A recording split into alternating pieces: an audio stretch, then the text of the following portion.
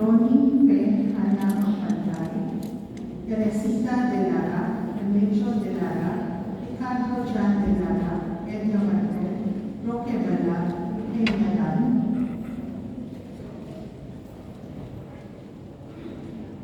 para sa mga kaluluwa na death anniversary ni Vanessa Revilla, Jose Tembao Jr., Maria Antonio Miguel, William Villa, Leonida Ortiz, Miriam Lorenzo, Jun Chin Jr.,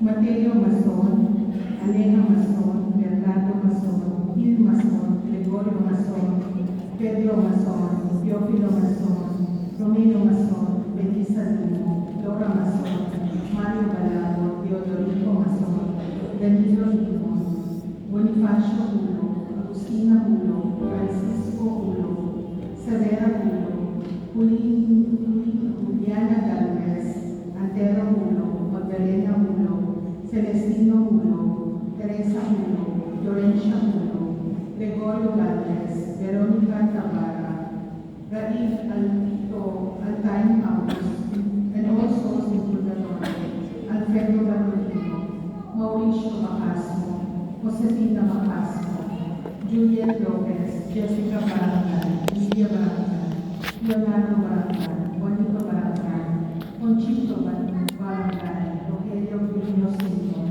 Teresiao Coyaca Jr., Rosemary Lilibel Pablo, Ramon Laureano, Josefina Laureano, Allen Ken Laureano, Alisa Laureano, Pantaleon Laureano, Asuncion Laureano, Felipe Guillermo, Gertrude Velasco, Demetrio Campis, Pedra Alma Pili, Inocentes Campis, Ronald Tapi, Diosdado Aragon, Manuel Aragon, Valeriano Aragon, Rosa Navares, Gilberto Navares, Adelino Manalo, Raul Tablanes Solera, Pablo Abao, Joy Abao, Kenneth Ison, Norma Altaya, Antonio Muni, Raul Abao, Reneo Manlona, Luisa Pedro Perfecta, Enrica Canimon, Natalia Magallo, Victor Garcia Sr., Joselito, Jomar Salvador, Sofronio, Alejandro, Chequita, Jabber, Mubarak, all the forgotten souls in Purgatorio, Catalino Adelula, Luningin Adelula, Joel Adelula, Catalina Ferrer, Alan Carcuevas, Giovanni de Tomal, Liseta Tomacos Camacalo, Tarcio Solis Macalo, Alan Libre Torion, Milagros Libre, Rowena Chavez, Tomas A. Bedonia.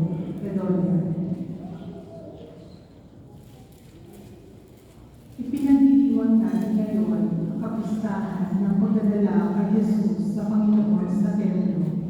Ginugunita din natin ngayon ang pagdaigdigang araw ng mga namamanata sa Diyos. Magsitayo ang lahat para sa pagsisimula ng pananalangin.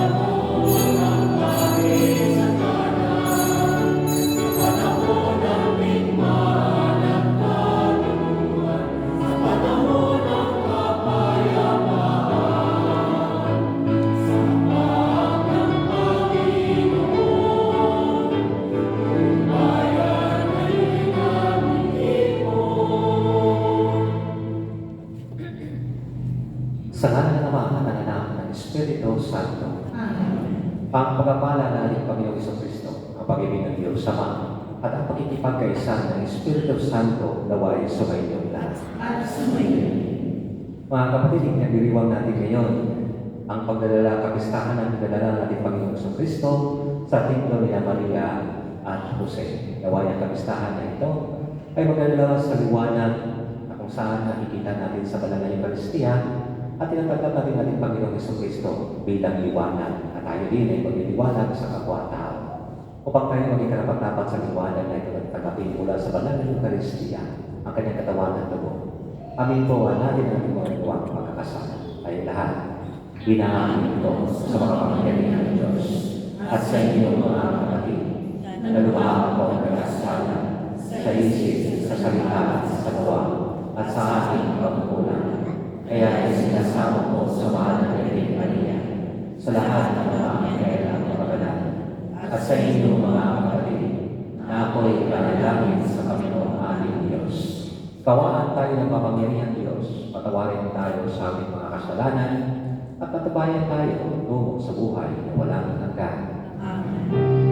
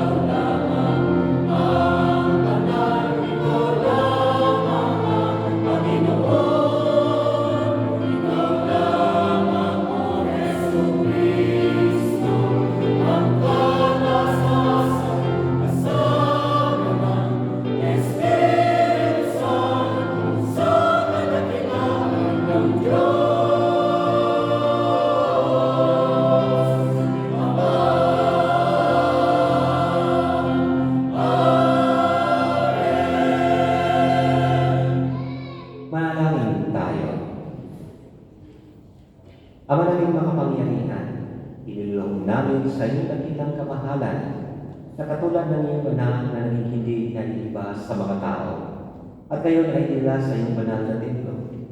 Kami rin naway maging dalisay at marapat dalhin sa banal na tahanan mo sa pagtitipong ito. Sa pamamagitan ni Jesucristo, kasama ng Espiritu Santo, magpasawalang hanggan. Amen. Magsipo ang lahat.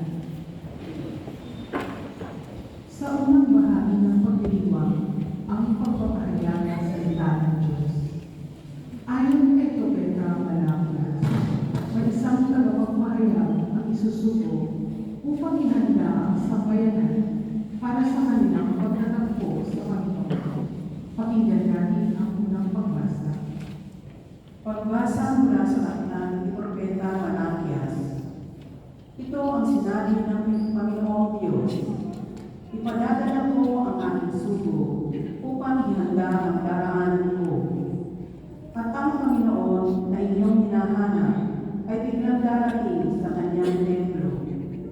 Darating ang pinakahihintay ninyong sugo at ipapahayag ang ating tipan. Ngunit sino ang makatatagal pagdating ng araw na iyon?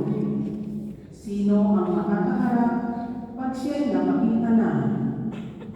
Siya'y parang apoy na nagpapadalisay sa bakal at parang matahang na sabon. Darating siya para humatol at dadalisayin niya ang mga saserdote, tulad ng pagdalisay sa pilak at ginto. Sa gayon, magiging karapat-dapat silang maghandog sa Panginoon at ang mga handog na dadalhin ng mga taga-Huda at Jerusalem ay magiging kalugod-lugod sa Kanya, tulad ng dati. Ang salita ng Diyos. Salamat sa Diyos. Salmong tutunan. Diyos na makapangyarihan, dakilang hari kailanman. Diyos na makapangyarihan ng ilang hari kailanman. Ang pintuang luma ay buksan ng lubos. Ang dakilang hari ay doon papasok. Diyos na makapangyarihan ng ilang hari kailanman. Ang dakilang hari ito ay sino ba? Siya ang poon, dakilang talaga. Saan may labanan, tagumpay ay Kanya. Diyos na makapangyarihan ng ilang hari kailanman. Ang pintuang luma ay buksan ng lubos. Ang dakilang hari ay doon papasok. Diyos na makapangyarihan ng ilang hari kailanman. Ang dakilang hari, sino bang talaga?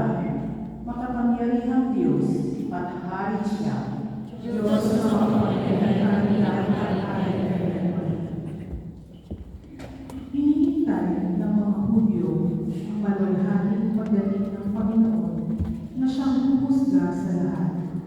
Magsakakatawang tao si Jesus upang maging maaway tagapamagitan natin sa Diyos. Pakinggan natin ang dalawang pagbasa. Pagbasa mula sa sulat sa mga Hebreo. Yang mga anak na tinuturing ng Diyos ay tao. Naging tao rin si Jesus.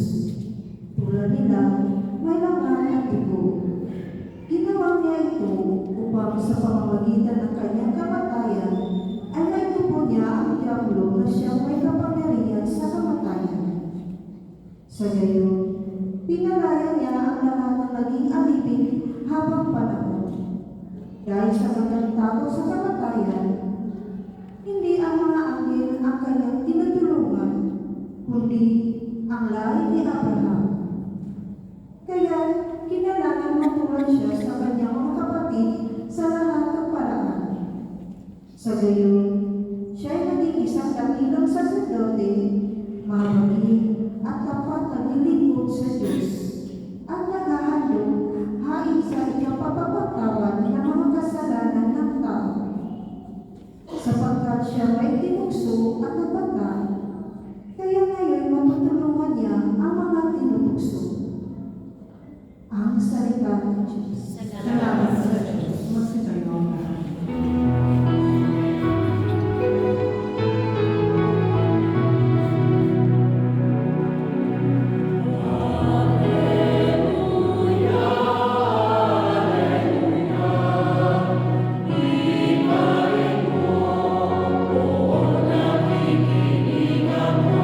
Sa iyo, mga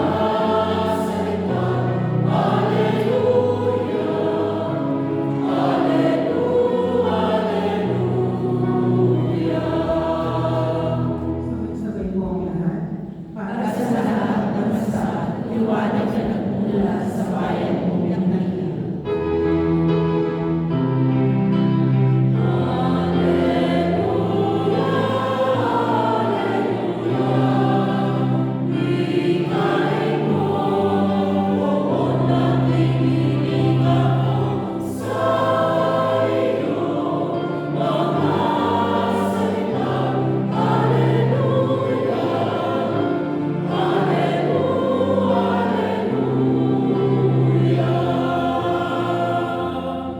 Sumainyo ang Panginoon. At asumay, Ang pagpapahayag ng mabuting balita ng Panginoon ayon kay San Lucas. papuri sa iyo, Panginoon.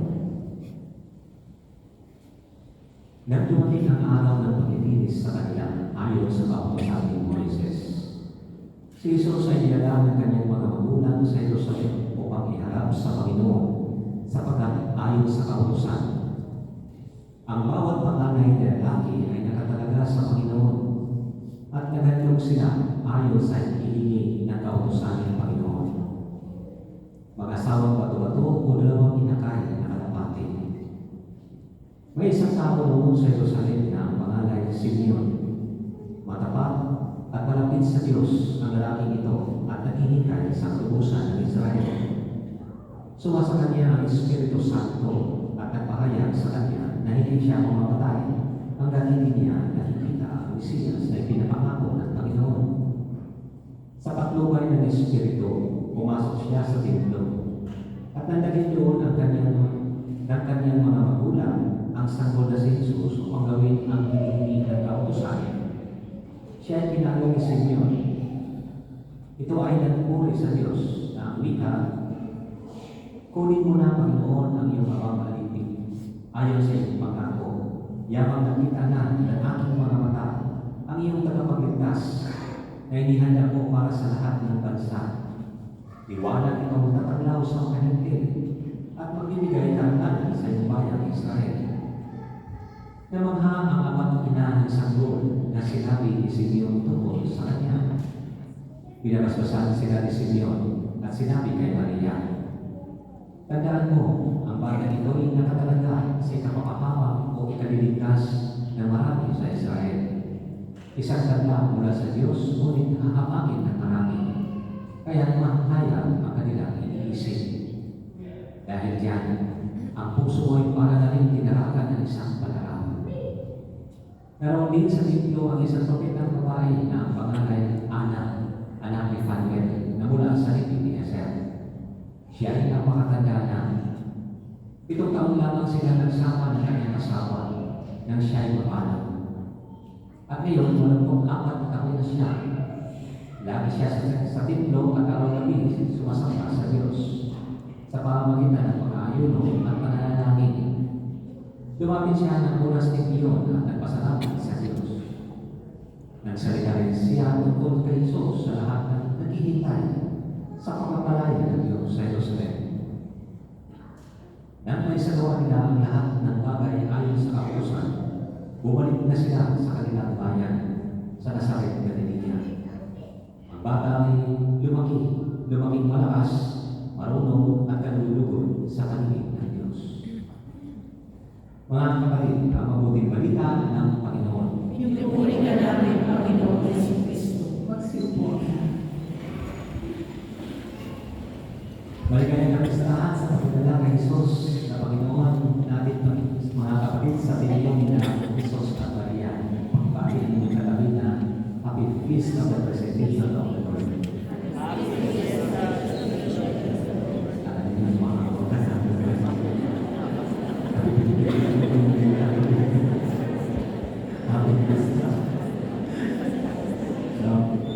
Mga kapatid, ang buong simbahan ay nagdiriwang sa liwanag na ito.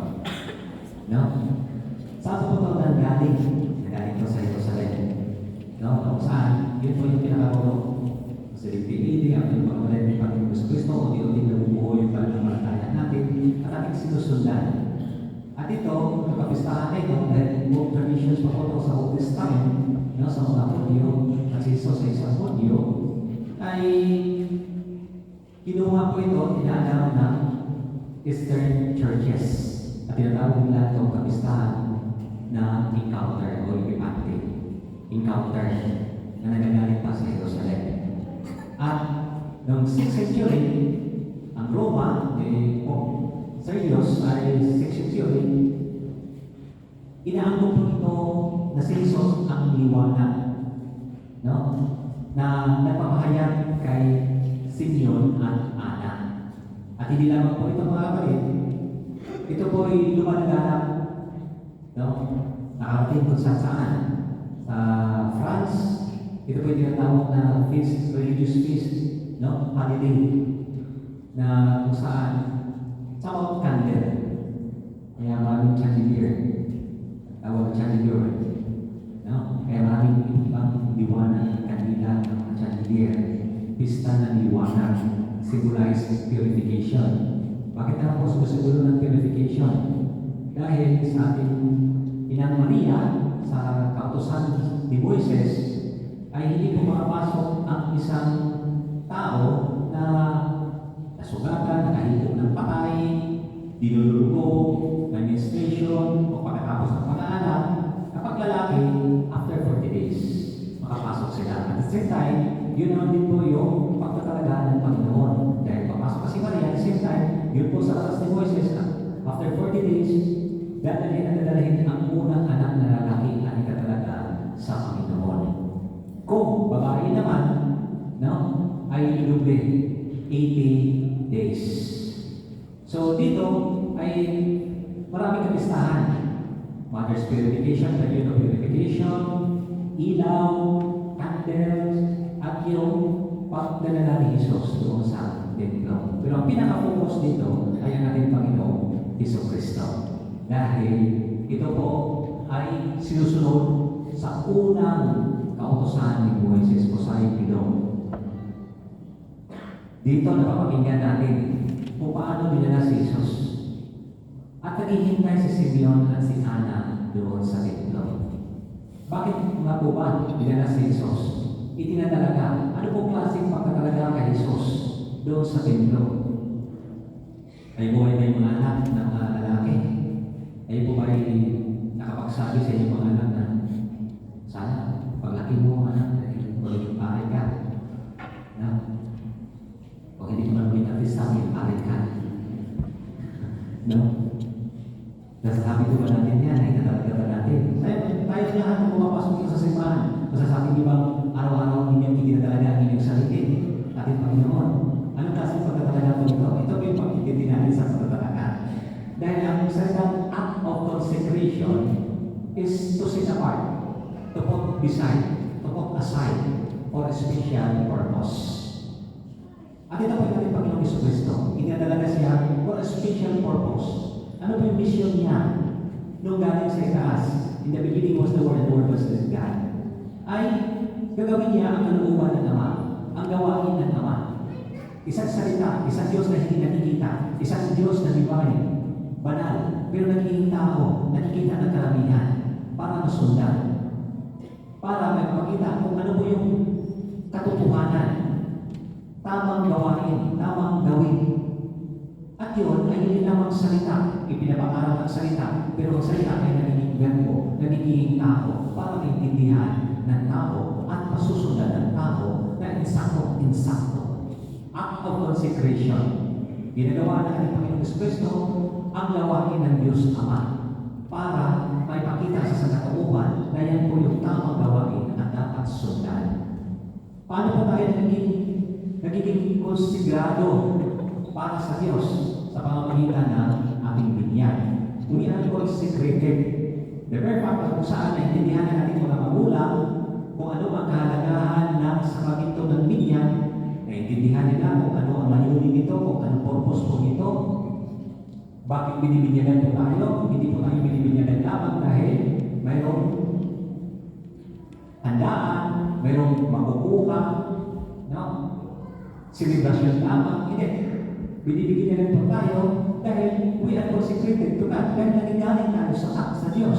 Ang tao ay nagagaling sa Diyos. Ang tao ay gawa ng Diyos. Ang inihinga ng tao, breath of life, luha, nagagaling sa Diyos.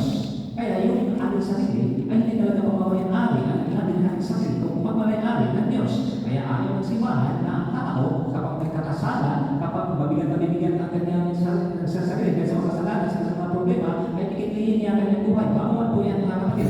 Wala po karapatan tayo, nakiklihin natin ang ating buhay. Wala po tayong karapatan na pumitil ng buhay ng iba. Kaya nandun po yung sa Ten Commandments. Kaya nga pinalaliman ng ating Panginoon Hesus Kristo yan para kung manahirapan mo tayo, na yun ang beatitudes. Na ano po yung paghihirap na ito? Para makakaya natin ang paghihirap na ito. Nakabanalan. Yun po yung gawain na kung saan dapat natin gagawin. Dahil ginagawa natin Panginoon Hesus Kristo, nahihirapan din natin Panginoon Hesus Kristo, kaya kailangan na may alam natin yung kahirapan na hinibungan ng kasalanan.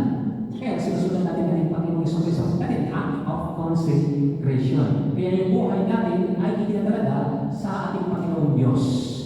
At willing tayo tanggapin kung ano po yung Kanyang ipapagawa. At naniniwala at magtitiwala po tayo sa Kanya kung kahit ano pong mangyayari sa ating buhay ay nandiyan siya. We have to continue seeking His will as a perfect people. Sambahin ng Diyos sa harap kayo dito sa mundo. Ibabaw. Yan naman mga kapatid ang ipinapakita ni Maria at Jose. They are pious Jews na sumusunod sa batas ni Moises. Yun yung pong ipinipresenta sa Lucas dito sa Ebanghelyo. Na kung saan si Maria at Jose tahimik, kahit hirap, tinanggap, kahit hirap, isinasabuhay ang kalooban ng Diyos. Hindi madali ang magiging ina sa anak ng Diyos, sa Diyos. Hindi madali ang magiging ama na kung saan tahimik lamang na alam ang katotohanan. Dahil ang medyo ng tao na alam ang katotohanan, isa sa bulan yan. Pero nanahimik lang si San Jose. Sumunod sa kalooban ng Diyos. Kahit masakit, kay Maria, kay Jose, alam mo na sinasabi ng mga tao sa kanilang pamumuhay, nung nagbuntis pa si Maria, ay tinatanggap nila at nagpatuloy sila. Tahimik na nagpapatuloy. Sumunod sila sa kautusan ng Diyos. Sumunod sila sa batas ni Moises na batas ng Diyos. Dahil ang batas ni Moises ay nagagaling sa Diyos na ibibigay sa mga sanay at ibigay po ito sa mga tao. Paano naibigay sa atin yung batas na yan? Sabi niya, nagiging kasama po tayo sa simbahan. Sabi niya, kaisa po tayo sa simbahan. Pinupunsadan po tayo sa Diyos sa pamagitan ng simbahan. Dahil ang mga sapaginto ay nagagaling sa simbahan. Tayong lahat ay libro ng simbahan. Si Jesus ang ulo, tayo yung katawan. Ang simbahan ay hindi yung material structure. Ang simbahan ay tayo, the mystical body of Christ. And the mystical body of Christ is divine and human that has a law to be fulfilled. Doon pumapasok ang batas. Kasi natin sinusundan. Kung si Maria at si Jose sumunod sa batas ng Panginoon. Ito ngayon, pagkatapos ng ating Panginoon Kristo na isinilang, namatay ng ating Panginoon Kristo, in-instituted the church, ipinapakita kung ano po yung ating dapat na sundan na galing sa boses ng simbahan. At nandoon yung tradisyon, nandoon yung Biblia, at nandoon po yung magisterium. Sa ano po yung magisterium? Yun po yung nag-interpret kung ano po yung tradisyon ng Biblia na kung saan napakayaman ang ating tradisyon na kapag-palataya na kasama ang Biblia na hindi lahat maisusulat sa Biblia. Kaya dito, napakayaman. Kahit anong history, there is a story about this gospel. There is a substance in the story of this history of the gospel and buhay ng ating Panginoong Jesucristo. At hindi na mamatay itong liwanag na ito. At hindi na mamatay, mawawala ang istoryang ito dahil buhay ng ating Panginoon. Dahil yan ang buhay na ating sinusundan. Kaya sumusunod po tayo sa simbahan. Dahil ang ating simbahan ay nagiging kasaglan natin, nagpupunta sa atin. It comforts us, it protects us, it provides us. Kaya sa physical structure ng simbahan, kung makikita mo dito ngayon, ay marami po ng construction. Bakit? Inaalagaan natin ito. Dahil alam natin na dito po tayo, dito po yung templo na pinapasukan natin. Dito po tayo nakakuha ng lakas. Dito po tayo, saan? Yung mga bigat na ating mga nararamdaman ay pumagaan dahil sa simbahan. Kaya ating inaalagaan. Dahil napakatagal na, nire-restore po natin. Kaya sa Kristo pag-restore ng simbahan na ito, ganoon din po ang pag-restore ng ating pananampalataya. Ganoon din po na makikita natin ang ating sarili kung ano po yung mga dapat na tatanggalin. Kung tinatanggal ang mga breaks na yan, na kung saan nahuhulog na, ganoon din. Na kung saan, ano po yung part sa buhay natin na mahuhulog na po tayo, mahuhulog na ang ating buhay sa gusto na natin kitilin ng buhay dahil sa sobrang bigat na sakit, dahil sa kasalanan, tanggalin na rin yan. Pumunta po tayo sa sakramento na kumpisa. Ganun po ang pag-restore ng faith po natin para magiging malakas din po tayo muli. Kaya, ang simbahan ay nagiging ilaw. The church becomes beacon of light. Na kung saan si Simeon at si Ana naghihintay sa liwanag na yan. Tayo din, na kung saan nalililiman ang ating pananampalataya. Tayo din ay nabibigatan dahil sa kanya-kanyang problema sa buhay. Si Simeon, si Ana, after 7 years na nagkaroon siya ng asawa na namatay, after that, hanggang 84 years, lagi na lang siya sa simbahan, nagdarasal. Hindi siya naghahanap ng iba. Hindi katulad sa mga panahon ngayon na kung saan pagkatay ng asawa, naghahanap kagad ng iba. Wala pang 40 días, wala pang 100 days, naghahanap na kagad para magkaroon ng kagaanan. Pero, ang nangyayari, mas lalo pa nagiging nagkaroon ng problema. Bakit? Ang solusyon ng tao ay tao. Pero si Ana at si Simeon, ang solusyon ng kanilang problema ay Diyos. Lagi sila sa Diyos. Lagi sila sa simbahan, kahit napakabigat. Si Simeon na hindi makakita, pero bakit niya nakikita? Si Simeon na hindi nakakita dahil mabandag na, pero bakit niya nakikita? Bakit niya nararamdaman si Jesus? Dahil sa pananampalataya, dahil sa pagdarasal. Binuksan ng Diyos ang kaniyang pananampalataya. Kahit hindi siya makakita, kahit matanda na, kahit na faded na kanyang inyong paningin, nanoon yung liwanag, nakikita pa rin niya. Kaya dito mga kapatid, become beacon of light. At paano naman namin ito mga kapatid? Dahil kagustuhan ng Diyos, act of consecration. Sumusunod tayo sa batas ng simbahan dahil si Maria at si Jose sumunod sa Mosaic Law, sa batas ni Moises, batas ng Diyos. Tayo rin susunod sa batas ng simbahan. Paano tayo susunod sa batas ng simbahan? Word help. Ano po ibig sabihin ng help? Help stands for healing. Marami ang mga tao sugatan sa sitwasyon na mayroon tayo ngayon. Maraming mga tao na nawalan ng trabaho. At maraming mga tao na bigati, sakit, hapdi. Paano may tawid ang bawat araw? May mga pamilya na lalakad para sakit. Yan, sa kosta. Saan pa kang galing? Paano naglalakad?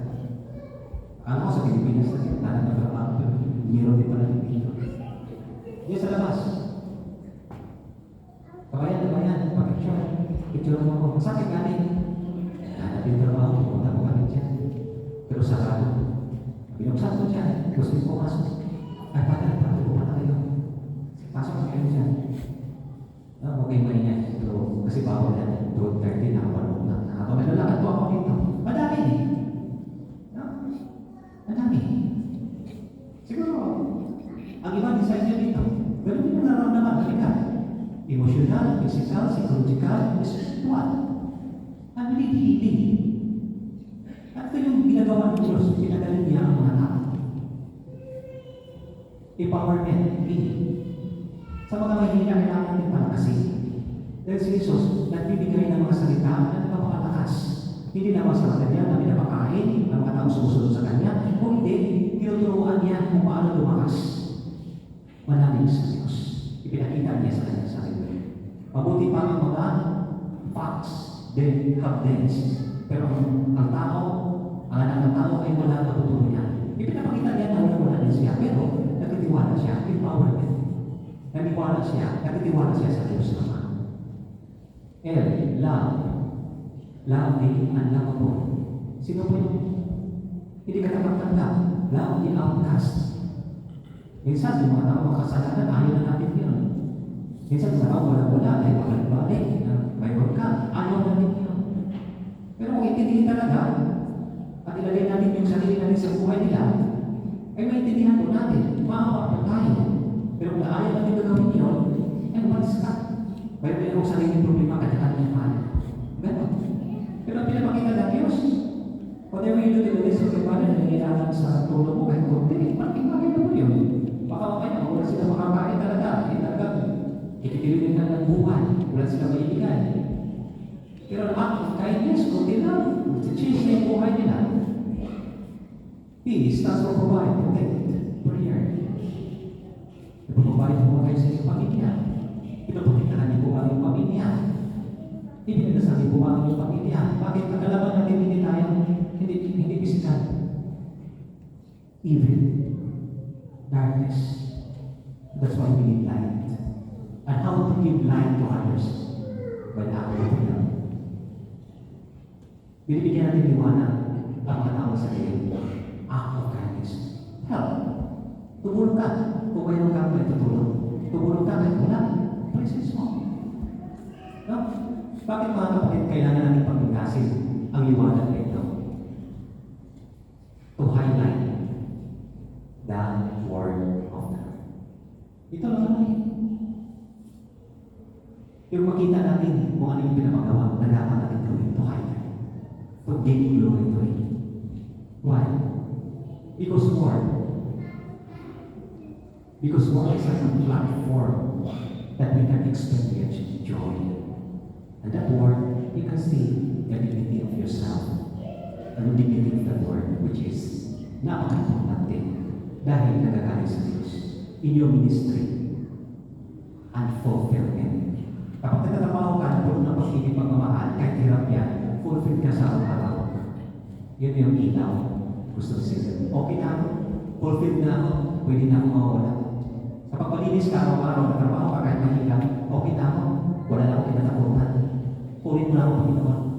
Pero ayaw natin ang ganyan na maagay sa buhay. But the point is, the light. Yung ilaw, yung nakikita natin araw-araw.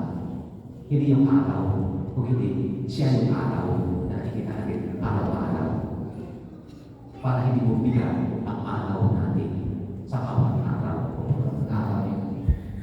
Okay? Kaya mga kapatid, if you do that, then I would say, you become the light of Christ. Amen.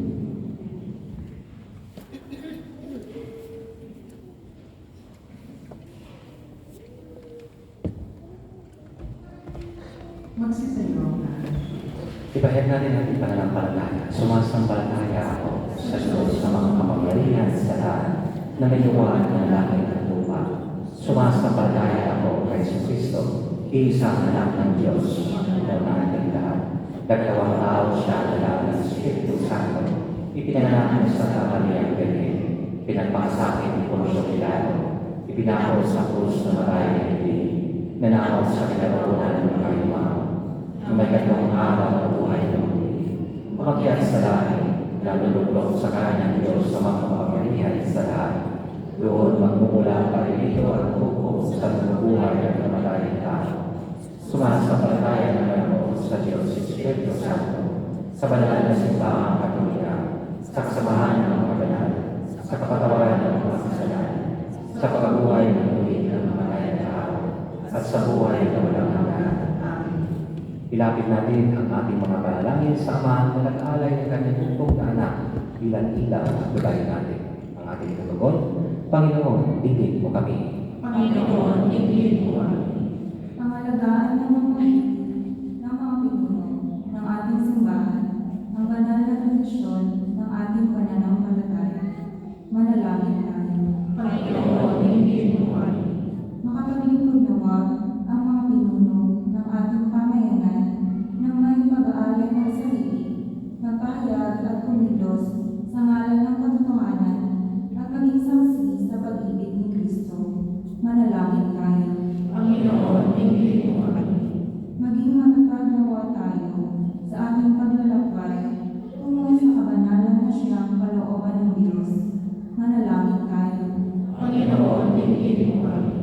Ang gabi nawa sa kanyang kaharian ang mga nahiwalay nating mga kapatid at mapatawad nawa sila sa kanilang mga kasalanan. Manalangin tayo. Panginoon, tingin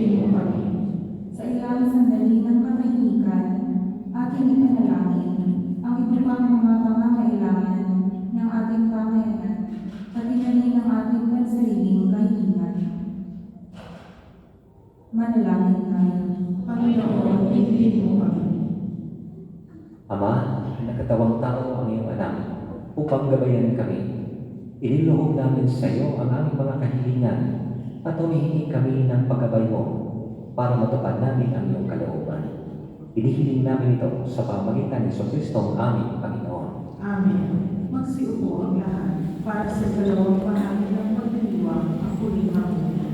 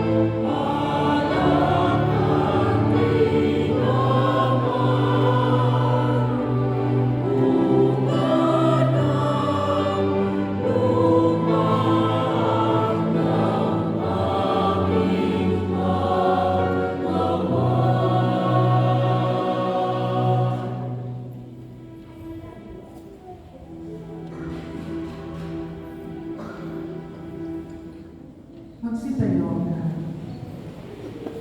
Panalangin niyo mga kapatid upang pagkain natin ay kalugdan ng Diyos sa mga makapangyarihan. Hanggang ginawa ng Panginoon ang pagkakas sa iyong mga pamahan. Sa uriyan niya ang nakaraan sa ating kapanginabangan sa buong sambayan niya. Ama naming lumikha, naway maging kalugod-lugod sa iyo ang pagkahain ito ng iyong nagagalak na sambayanan. Nilubong para sa ikabubuhay ng sanlibutan ay maihandog ang upang maamo at walang bahay lungis si Jesucristo na iyong anak at aming Panginoon magpasawalang hanggan. Amen. Suwayin niyo ang Panginoon. At sumayin. Bigas sa Diyos sa iyong puso at diwa. Pinasa namin sa Panginoon. Pasalamatan natin ang Panginoong ating Diyos. Marapat na siya ay pasalamatan. Ama naming mga pangyarihan, tunay ng marapat ikaw naming pasalamatan. Ngayon dinala ng iyong sa templo ang anak mo dati nang liiba sa iyo. Siya ang nagbibigay karangalan sa Israel ng iyong bayan. Siya ang ipinahayag ng Espiritu Santo bilang liwanag na tataglaw sa lahat ng tao. Kaya kaysa ng mga anghel nagsisiawit ng papuri sa iyo na walang kumpani sa kalangitan, kami ay nagbubunyi sa iyong kadakilaan.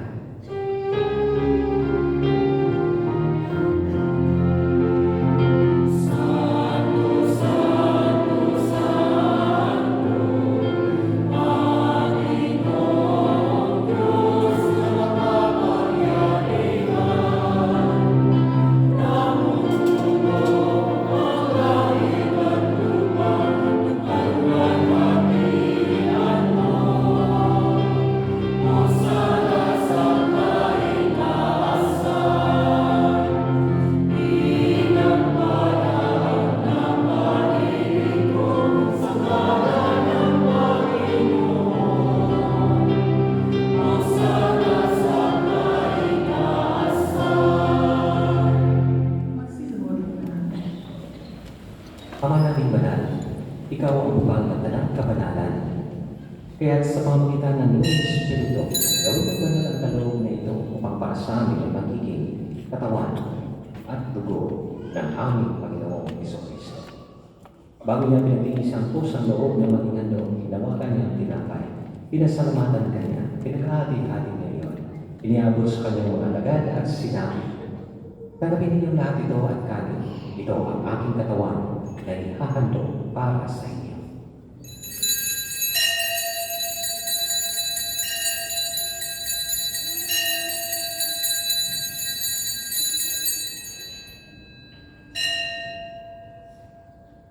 Ngayon din naman, matapos ang hapunan, inawakan niya ang kalis, muli kanyang pinasalamatan. Iniabot niya ang kalis sa kanyang mga alagad at sinabi, "Tanggapin ninyo lahat ito at inumin. Ito ang kalis ng aking dugo, nagbago at walang kagantiman. Ang aking dugo ay bubuhos para sa inyo at para sa lahat sa ikapagpapatawad ng mga kasalanan. Gawin ninyo ito sa pag-alala sa akin.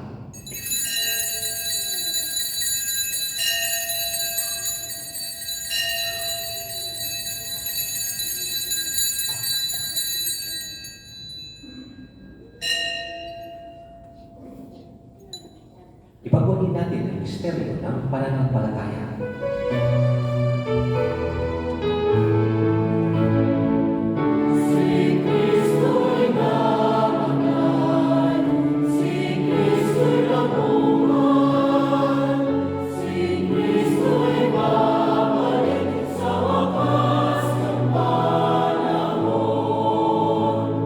Ama, ginagawa namin ngayon ang pag-alala sa pagkamatay at muling pagkabuhay ng iyong anak. Kaya tiniaalay namin sa iyo, tinapay na nagbibigay buhay at ang kalis kakaloob ng kaligtasan. Kami nagpapasalamat dahil kami yung inarapat at pag-iusahan mo para maglingkod sa iyo. Isinasamo namin kami magsasalo-salo sa katawan ng Dugo ni Kristo ay mabuklod sa pagkakaisa sa pamagitan ng Espiritu Santo. Ama, dinapit mo yung simbahang laganap sa buong daigdig. Puspusin mo pag-isa pag-ibig kay San Francisco na aming Papa at ni Aldo na mismo at katalang kaparian. Alalahanin mo rin mga kapatid namin na himlay na may pag-asa sila'y muling mabubuhay gaybi ng lahat ng mga pumanaw. Kawaan mo sila at patuloyin sa iyong kaliwanagan. Kawaan mo at paginapating kami lahat na makasawa sa iyong buhay na walang wakas. Kaysa na mahal na Birhen Maria na ina ng Diyos, isa mo siya na kanyang kalis na isang esposo. Kaysa ng mga apostol at lahat ng mga banal na namuhay dito sa daigdig ng kalulugod sa iyo. Ay pagdiwang nawa namin ang pagpupuri sa ikararangan mo sa pamamagitan ng iyong anak na aming Panginoong Jesucristo. Sa pamamagitan ni Kristo, kasama niya sa Kanya, ang lahat ng parangal at papuri ay sa iyo, Diyos sa mga kapangyarihan, kasama ng Espiritu Santo, magpasawalang hanggan. Sa tagubilin ng mga kalinaw, tulos sa tulong ni Jesus sa Panginoon natin ang Diyos, ibayan natin ang takas loob.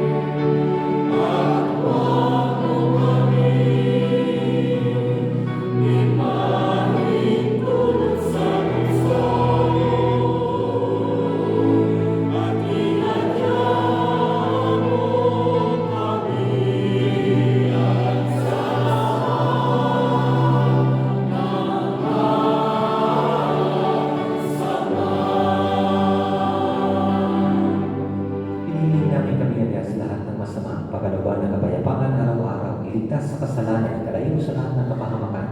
Samantalang aming pinananabikan ang dakilang araw ng pagkapahayag ng tagapagligtas namin si Jesucristo.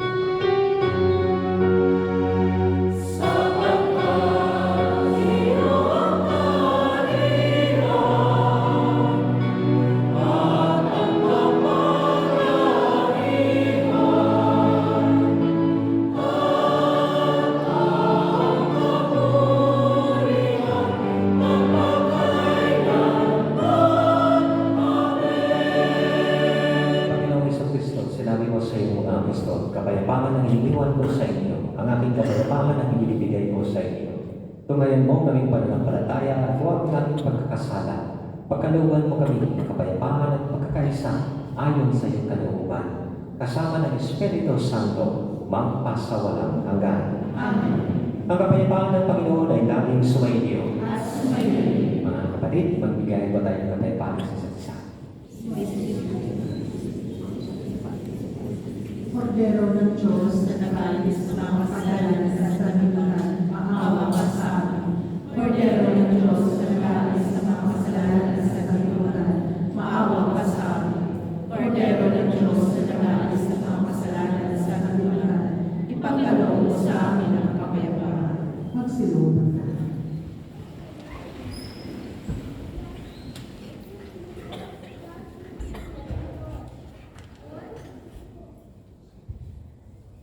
Mga kapatid, ito ang kordero ng Diyos, ang Diyos na nag-aalis ng mga kasalanan sa liputan. Mapalad tayo binayahan sa kanyang piling. Panginoon, yakin ako at pagdapat na magpasilis sa iyo. Ngunit sa isang salita lamang, nagagaling na ako.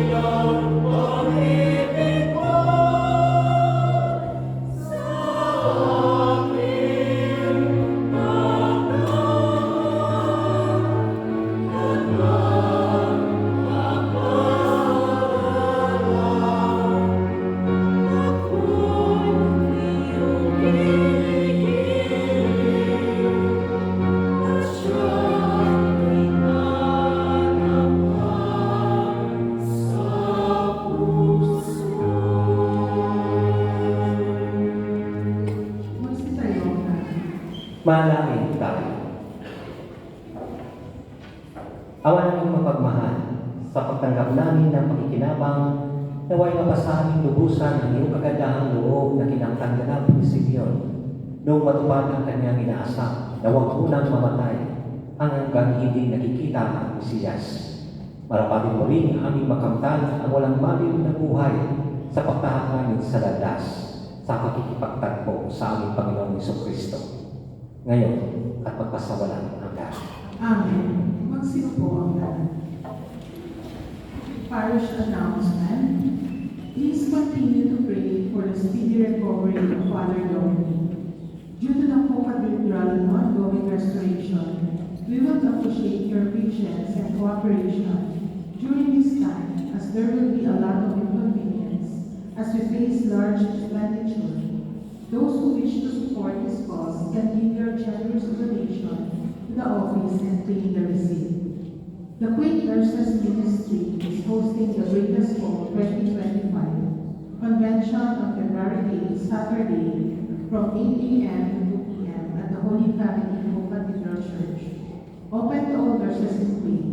Registration forms can be obtained from the nurse ministry leaders with a fee of 2 The Avona Women's Program, under the patronage of His Excellency Bishop Aldo Berardi, will hold workshops and seminars in all parishes of faith to empower women, strengthen their spiritual foundation, and work towards enhancing personal and community well-being. Attendance is mandatory for women serving as Eucharistic ministers, choir members, lectors, pastoral helpers, catechists, and community members of all languages.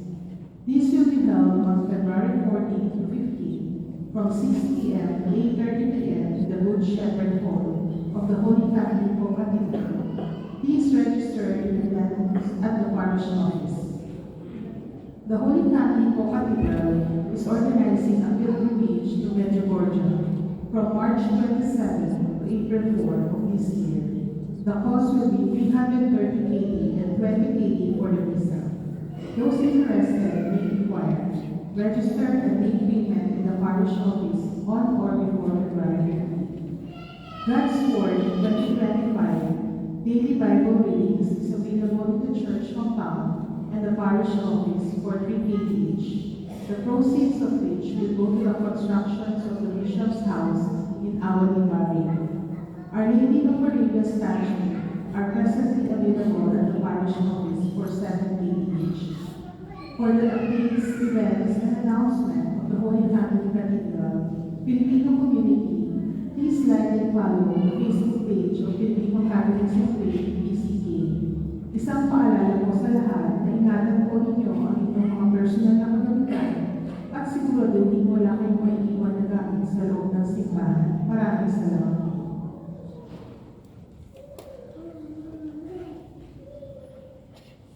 Magsitayo po lahat. Panalangin para sa Jubileo. Amang nasa langit, ang pananampalataya ng kaloob mo sa amin sa pamamagitan ng iyong anak at aming kapatid na Jesucristo at ang alam ng pag-ibig na pupulot sa aming puso sa pamamagitan ng Espiritu Santo, naway bumulay sa aming mga umaasa sa pagdating ng iyong kaharian. Kayong iyan ng bigay, gawin mong kami masisipag at tagapag-asip ng bigay na mabuting balita na siyang magpapalago sa sakatabuhan at sansinuko. Kaglaya ang pag-asang darating ng bagong langit at bagong lupa at ang kapangyarihan ng kasamaan ay lubusan ng pag-usa at tuluyan ang mahayag ang iyong kalwalhatian. Ang grasya ng Jubileo ay pupukaw nawa sa ating mga manlalakbay ng pag-asa sa pananalig sa makalangit na kayamanan at mapalaganap namin sa buong mundo ang kasiyahan at kapayapaan ng ating malulubos. Sa iyo ang aming walang hanggan at mapagpalang Diyos ang lahat ng papuri at pananalian magpasawalang hanggan. Amen. Sumainyo ang Panginoon. Iyo po ang iyong mga ulo at natin ang pagpapala ng Diyos. May the Lord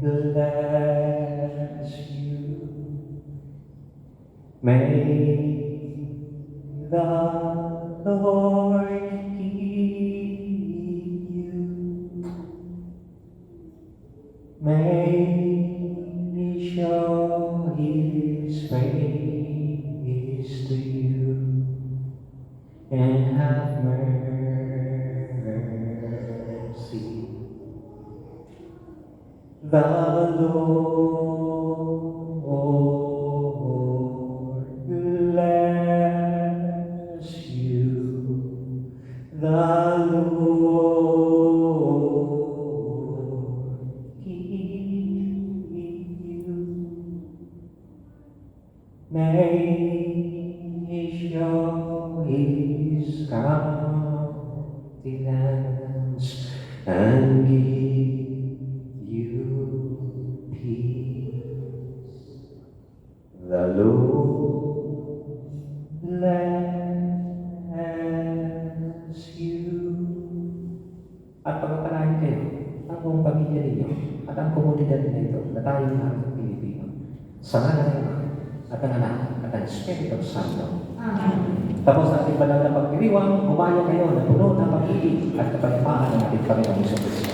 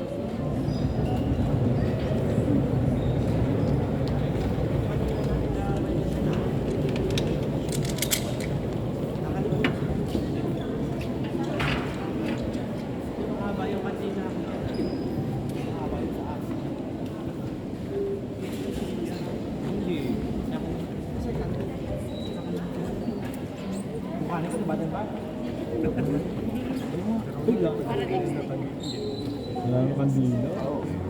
Buri natin pa rin. Yan na natin. Wala, season na doon.